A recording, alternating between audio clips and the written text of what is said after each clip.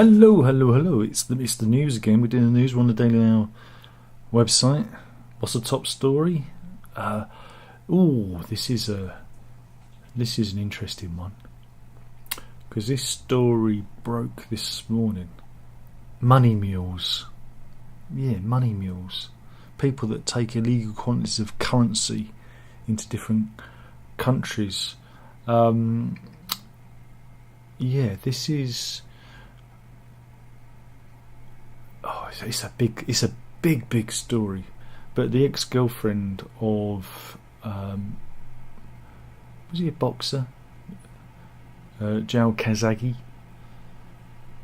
His ex-girlfriend has been jailed. This is in Dubai.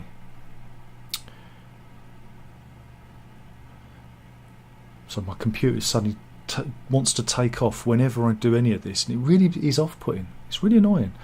But yeah, this is to do with a £104 million smuggling ring, right?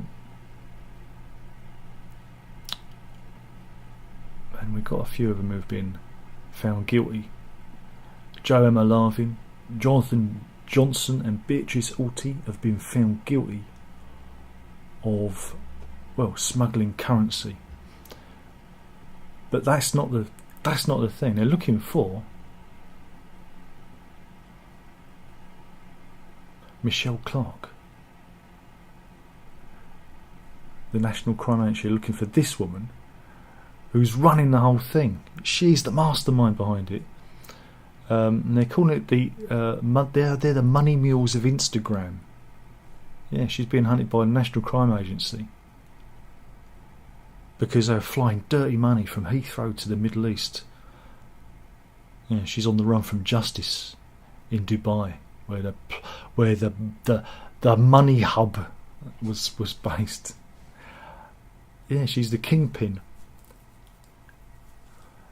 of the whole thing. She ran the Sunshine and Lollipops WhatsApp group, which was set up to organise couriers arriving in Dubai. So it's really murky. And yeah, it shows you the kind of money they were taking into the country.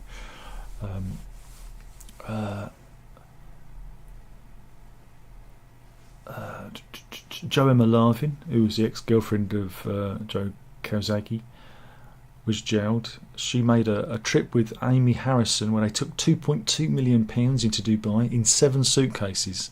That's a lot of suitcases. On a second trip, she went with her partner, Jonathan Johnson, and they took £2.8 million into the country in September 2020, using ordinary holiday items to disguise the cash. Blimey! And here's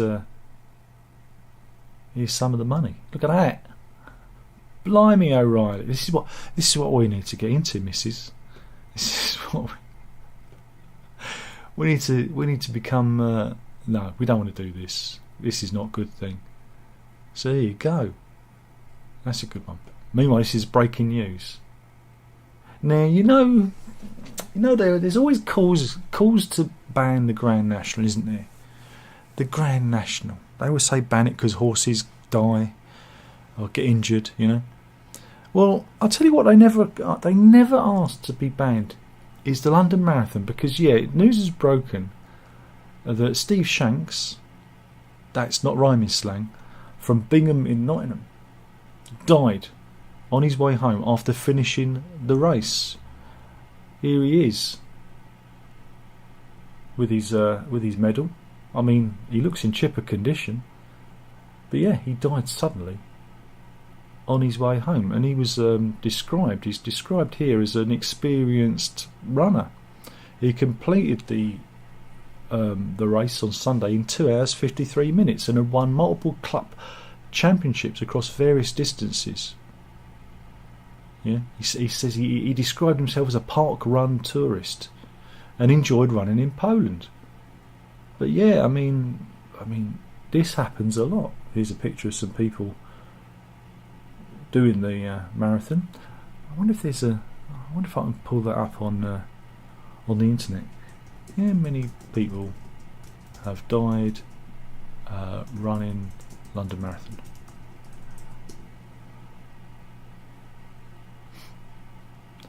Apparently, is that a new one? 13 runners have died, with 7 cardiac deaths occurring between 1991 and 2003. So there you go, ban it. Ban the marathon. But no, my sympathies go out to Mr. Shanks and his family. Even really fit people, you can get the better of them. Got to be careful. Got to be careful. Don't even run for the bus. Don't even run for the bus. Absolutely not.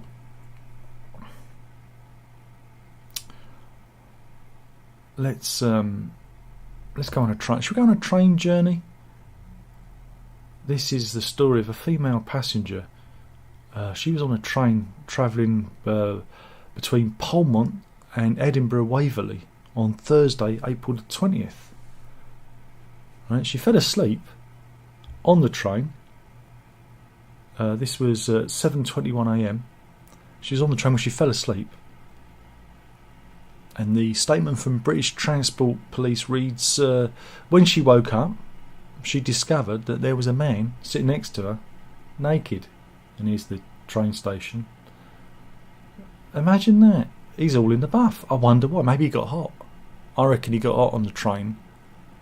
But yeah, he later put on jogging bottoms and a black t-shirt before leaving the train, and was wearing black walking boots. Now here's a picture for you. So yes, they've put out an appeal. They've got CCTV footage of the incident, and the person responsible was described by police as a white male aged between 65 and 70, at 5'6" tall, with short grey hair and a stubbly beard. He was described as having a medium or slim build. What can you say? What can you say? But that reminds me of that story. Met our officer. I've got to find it. This is we're going from that to this is. I'm trying to link stories here. We're going to go from woman waking up to find a naked man next to her to a female Met police officer. Or they describe her as a Met police staff member. It was officer earlier when I read the story. She woke up and discovered a colleague's penis was in her mouth. Yes, I mean seriously. She'd been working on the force for 17 years, and it's a close-knit team. She's even close to her attacker. But they'd been out on a night out together, and she was sleeping at his place, which she'd done a few times because, they were, I guess, friends. But he had smoking some cannabis, yeah. And this cannabis he'd stolen from a raid. So he got a high on his own supply. When she woke, yeah, she was woken with him putting his penis in her mouth. She said, I was completely confused and shocked, and I didn't even have any time to make a decision about pushing him away. So I was basically frozen. But yeah, it was when she made she told her colleagues about what had happened, and they basically made fun of it, so she didn't report it. So there you go. You've got to report it. But there's a lot of perverts out there.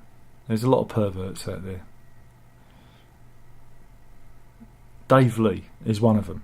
Right, this is Court News. Ah dear, this is up at Gladstone Street in Sunderland.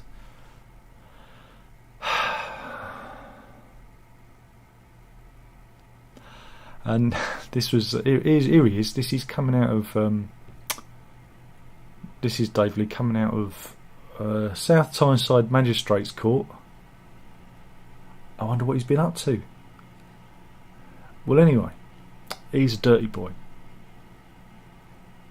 because at 1 a.m. here's a better picture of him. At 1 a.m. he was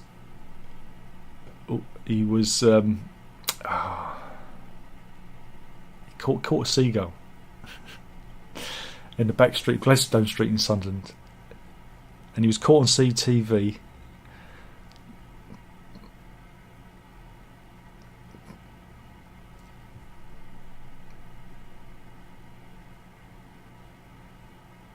performing a sex act over the seagull. Well, he was obviously wanking over a seagull, and then he was caught giving the bird a little kick to like send it on its way.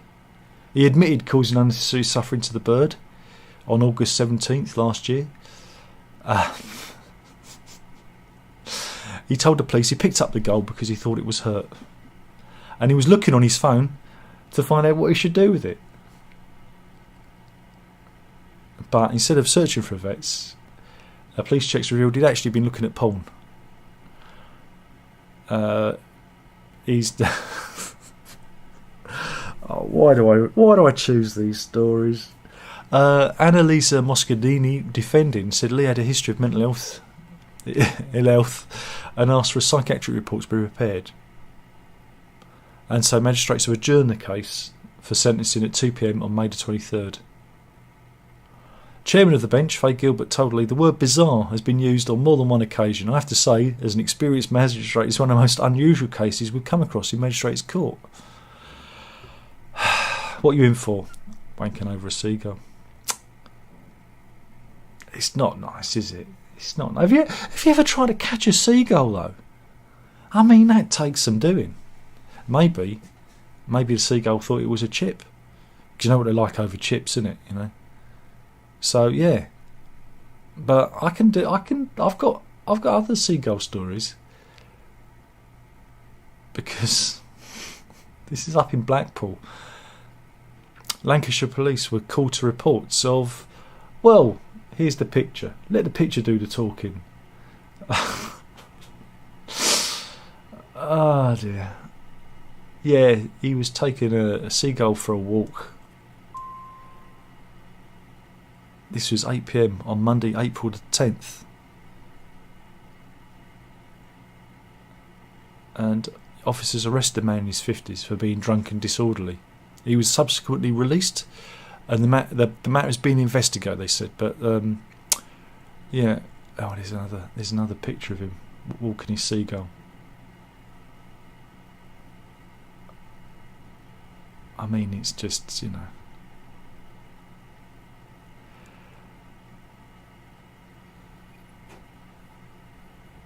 But yeah, the police updated the story by saying that a passerby managed to get the gull off of the fellow, where it was taken to a vet. But unfortunately, it was in such a condition it needed to be euthanised. The RSPCA said this is a distressing sight. Putting a gull on a leash would be extremely stressful for a bird and would prevent it from being able to engage in its natural behaviour. Harassing people for chips, mainly. There you go. So yeah, it's still being investigated. I should keep our eye out for that one. We've got 2 seagull abusers. You know, gonna be, yeah. Meanwhile,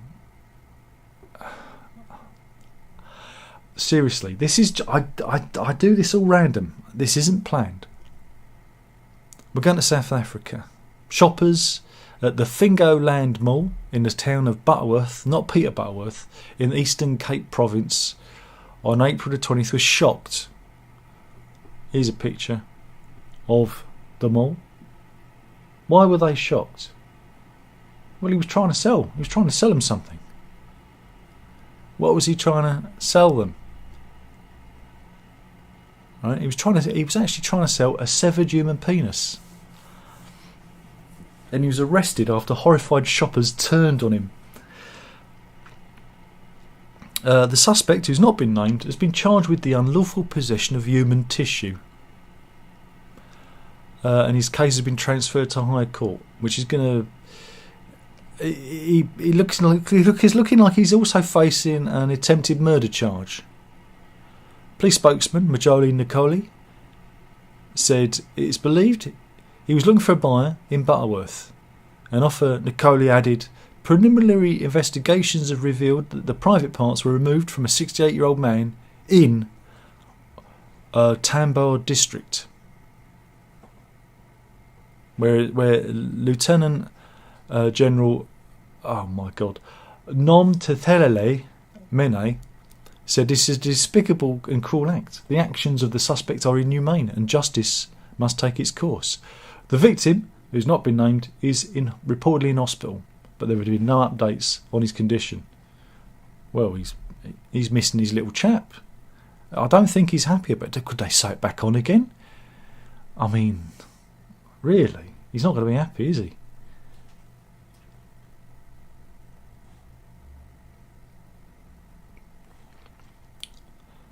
What else have we got?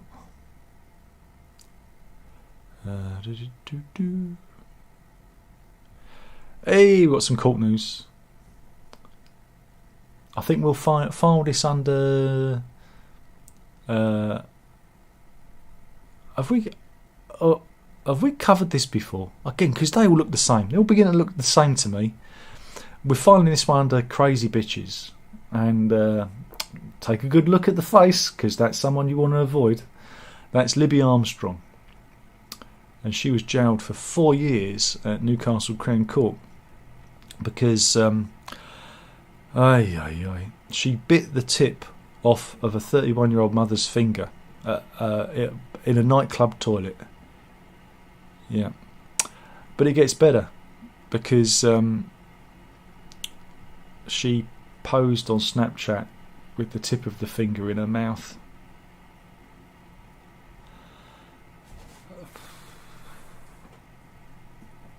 And unfortunately they couldn't reattach it. And this is Tony Luff, the lady who was attacked, missing her digit. She could do that thing, you know the thing with the thumb, yeah. She could do that trick, couldn't she? But really do it? Okay.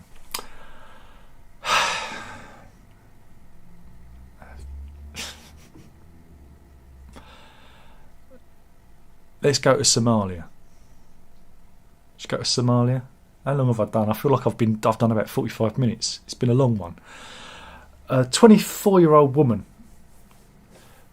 She was rushed to hospital in severe pain because she was shot. Yeah, she was shot. This is taken from the International Journal of Surgery Case Reports.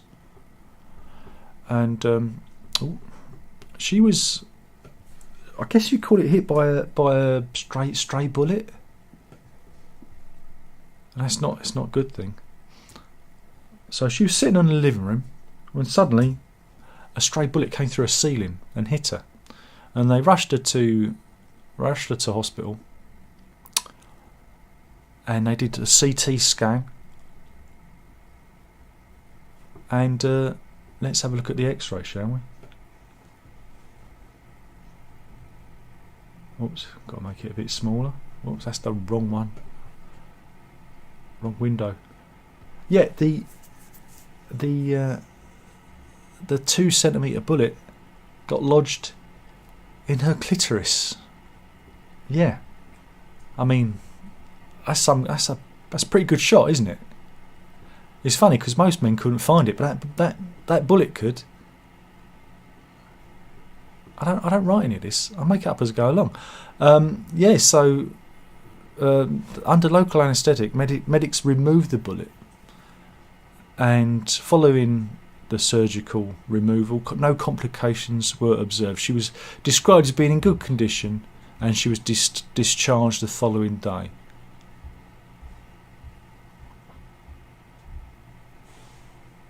But yeah, they said gunshot injuries to the vulva are extremely rare. It's unusual, that, isn't it? Usually they stuff things inside of you. Good news, everybody. Beans on toast is good for you, indeed. Because everyone says about ultra-processed foods being bad. But top nutritional experts today claim that some are being wrongly villainised. Baked beans, fish fingers and wholemeal bread can all form part of a healthy diet, according to the British Nutritional Foundation, BNF. BNF, tomato-based pasta sauces, whole grain cereals, fruit yogurts are also given an all clear and labelled healthier processed foods. So let's see what we've got. A lovely little infogram here. We can see what's good, what you can have. Now again, I have the old wholemeal bread because being a terrible diabetic person, I do like a fish finger sandwich. Oh yeah, I quite like all of those. That's probably why my Jethro Tull video was so bad, because I ate too many processed foods. That's what somebody said before I deleted his comment, because he then went on to call me a rude word. Not nice. So there you go. Knock your pan out. Have as many cans of beans on toast as you want, but you know.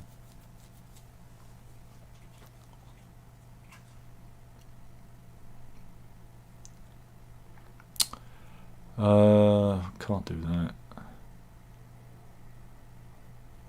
Can't do that.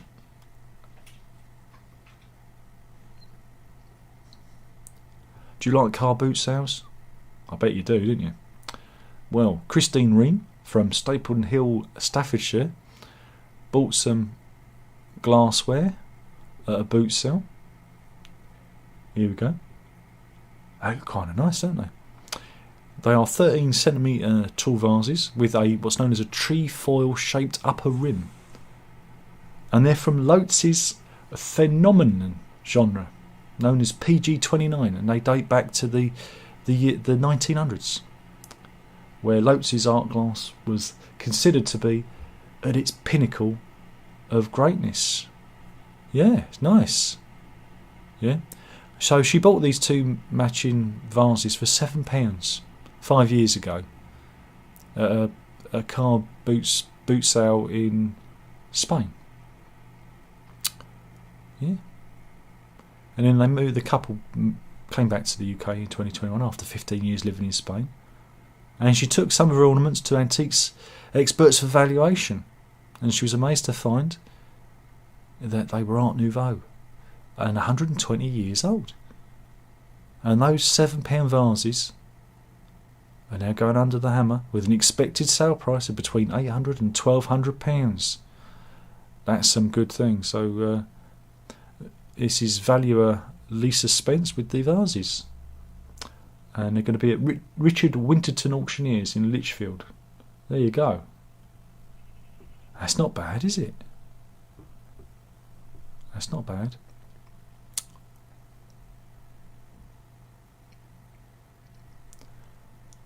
Wow, this is a story. Oh boy, this is a dark one. Kenneth Law. Do we have a picture of Kenneth Law?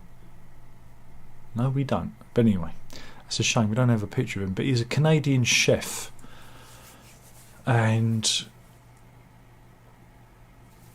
he has been investigated after admitting supplying lethal poison to hundreds of suicidal Brits, several of whom have taken their own lives, a report claims. He's been sending the poison around the world for 2 years. And 4 deaths in the UK were linked to substances Law sold online and was sent from Toronto.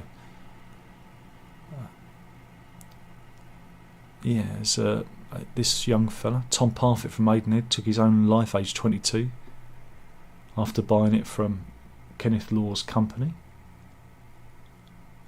I mean, this is Naya Raju, who also died in the past 18 months. Anthony Jones. He's an American. He was 17. He actually went to his mother shouting, "I want to live," after ingesting the substance which eventually killed him. I mean, this is just not right, is it? And Michael Dunham also died. So this guy is sending poison all around the world. I'm gobsmacked. Law originally gave instructions to the poison to an undercover reporter posing as a suicidal customer and boasted that some buyers told him he was doing God's work. And he claimed to have sent poison to hundreds of buyers in Britain and pledged to continue to do so until he'd exhausted his inventory, despite pleas from UK police and police force and coroners. The substance, again, they don't name the substance, has caused at least 70 deaths in Britain, but is legal to sell and serves purposes other than poison. It's reportable rather than regulated under the Poisons Act, meaning that retailers must alert authorities if it is suspected to be brought to cause harm. Wow. Again, they don't actually mention the substance. But it's perfectly weird, isn't it? But yeah, Law's websites have now been taken down by its domain owners, and a spokesman from Ontario Police said it had begun an investigation into him. But he denied everything. When confronted, he said they're committing suicide themselves. I'm not doing anything. I'm just selling a product. I'm not assisting. It's your choice. I'm not forcing you to buy anything. Wow. There you go. That's a scary, scary story, isn't it? Have I done enough yet? I don't know.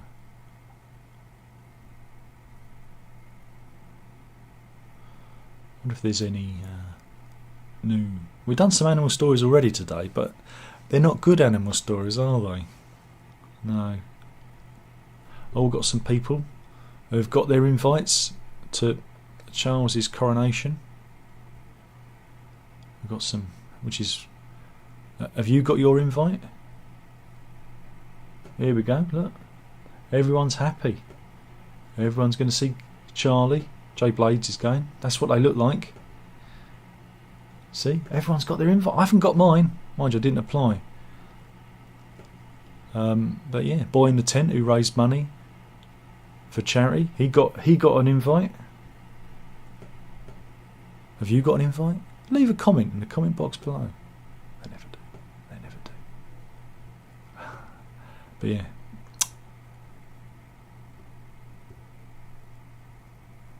Mind you,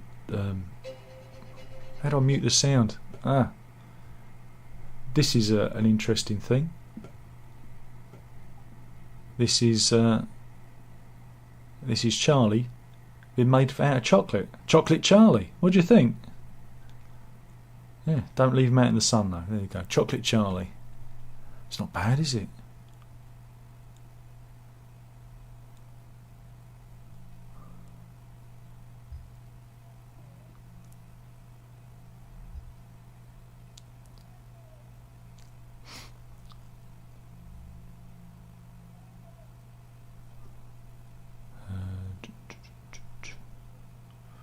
I reckon Elon Musk might have a secret second Twitter account. There's a bizarre profile that pretends to be a 3-year-old child. He's linked to the billionaire, apparently. Does anyone care?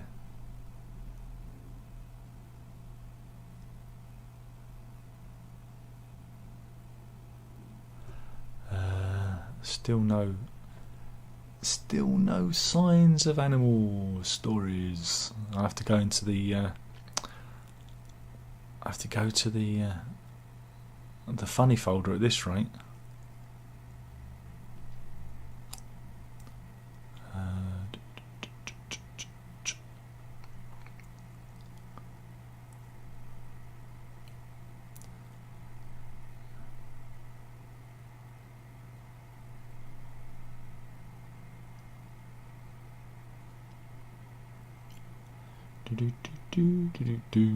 Do some whistling in a minute.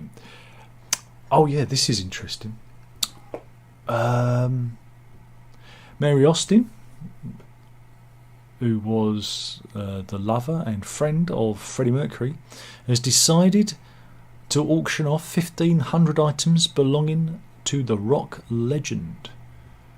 Here are some of the items that are going under the hammer.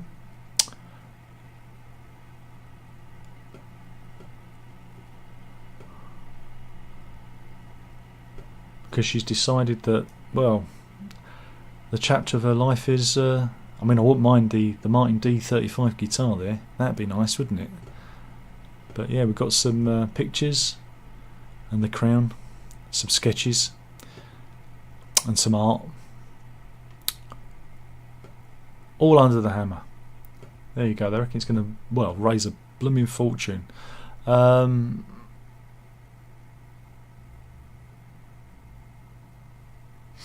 Yeah, the replica crown could fetch up to £80,000. They've got working lyrics to "We Are the Champions," which could reach 300,000, and lyrics to "Killer Queen," 70,000. The guitar itself, the D35 Martin, 1975 Martin D35, £50,000, and she's donating a percentage. But this is something you want. This is Freddie Mercury's moustache comb from Tiffany & Co. Silver moustache comb. That's the item, isn't it? That's the one you want. But yeah, there's some really nice stuff. I wonder if they're going to do like a catalogue, because that could be worth picking up. But yeah, some of the percentage of the funds will go to the Mercury Phoenix and Elton John AIDS foundations. So there you go. Shame it's all going to be split up though. Why couldn't they put it in a museum? Yeah, that'd be good.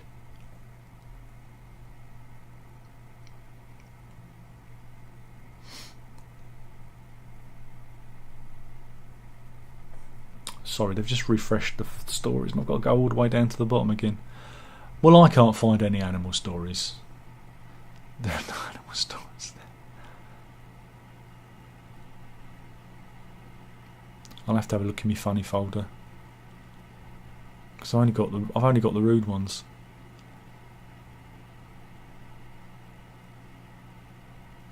Here we go. This is a story of Chloe Mitchell from Michigan. She's an influencer, right? And she went to again an animal sanctuary, I guess you'd call it, and she paid £900 for what they described as a 5th generation super rare African savannah cat. But she wasn't happy. She loves the cat, which is called Pucker.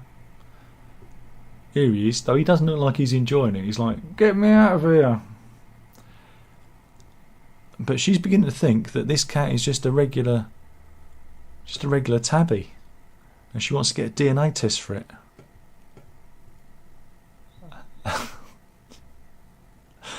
So yeah,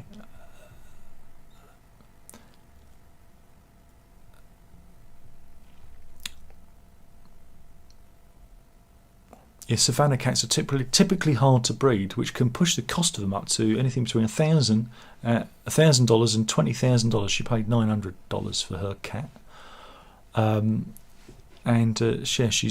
She said, "I don't know what to do. I don't know whether to take legal action against the shelter. It costs money." She could just enjoy the cat, couldn't she? But she feels that she said, not only have they scammed me, they've scammed a lot of people out of a lot of money. Yeah. And her followers chimed in. One said, "That's simply a tabby cat."